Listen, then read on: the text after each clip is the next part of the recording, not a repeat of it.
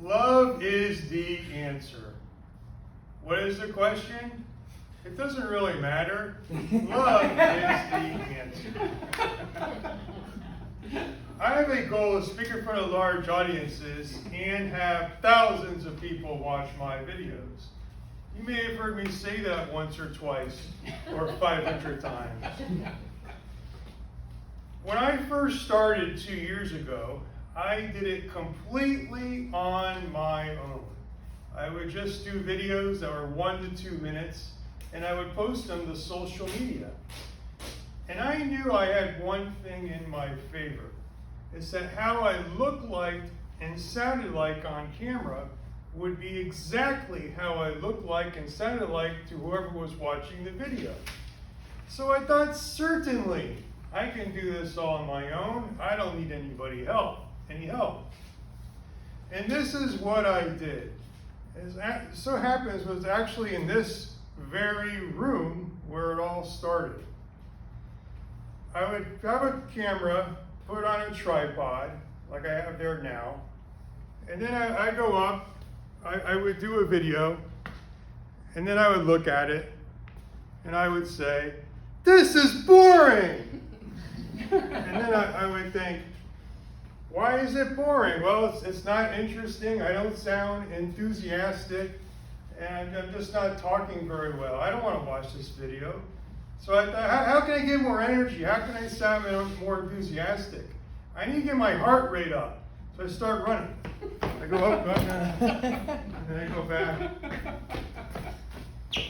And then I would do another video, and I would watch it, and I would say, "No, this is still boring."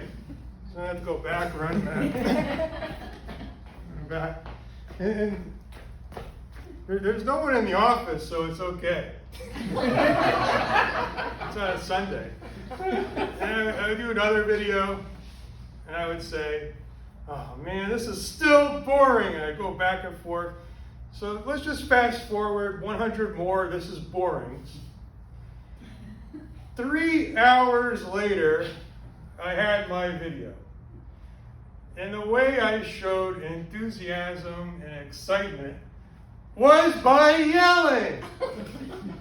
So I was yelling in all those first videos. And if you want to watch those videos, you can go to my YouTube channel, Jason Silverstein. I have a playlist labeled Jason Silverstein Yelling. That's what I did. And evidently, people liked my yelling, because in January 2019, for January 2019, I was asked to give a speech at a large networking event. And I thought, okay, now I gotta get really serious about this. I still thought I could do it all on my own, but I thought, maybe I need a little more help. And that's when I decided to rejoin Toastmasters in October 2018, the Sarasota Evening Toastmasters. You may have heard of them. And I got there, and I really had no intention of making any connections or really talking to anybody. I just wanted to be a better public speaker. And I knew that by going there, I could sign up for speeches, and then I would have to practice for them, or else I'd give the speech and totally bomb out and be embarrassed, and I didn't want that. So it would force me to practice. Practice, practice, practice. That's why I was doing it. I get to Toastmasters, and I have an icebreaker, just like Dan did. And I was yelling all the way through. And I did that for the first few speeches, or maybe more. And then one day, I had an evaluator who got up, and he said in front of everybody, "Jason, you're yelling.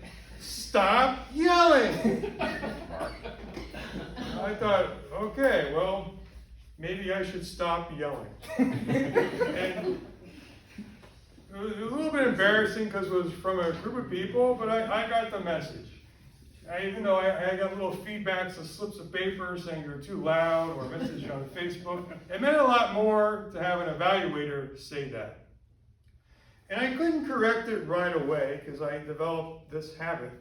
But over time, I think I did, or at least I think I did.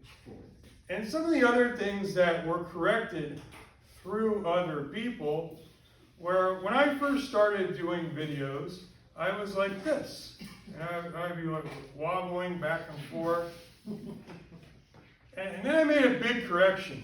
I went to this. And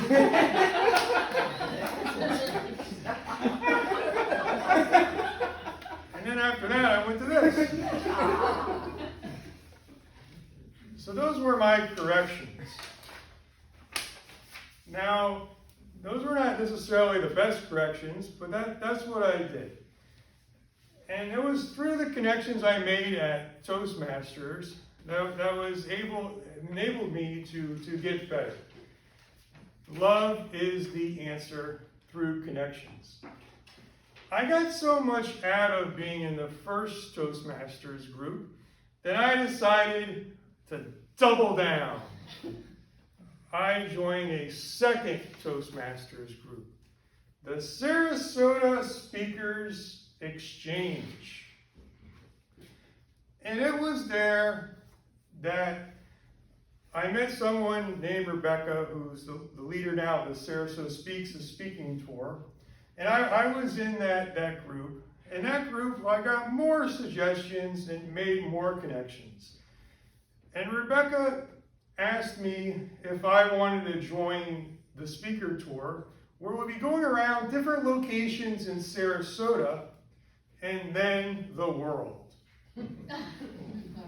If you want to mark your calendars, we are going to be speaking in Barcelona, Spain in May 2022. Not really. She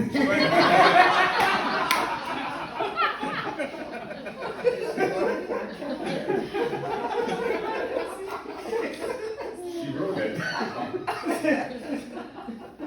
Mark your calendars anyway, because that could happen.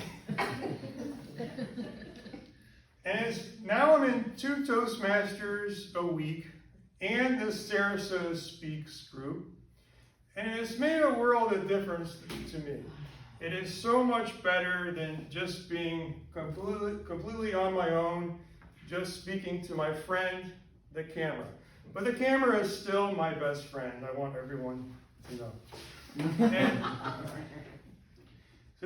so making those connections has made a big difference. And also the people that I've met through this journey of my public speaking has made a big difference.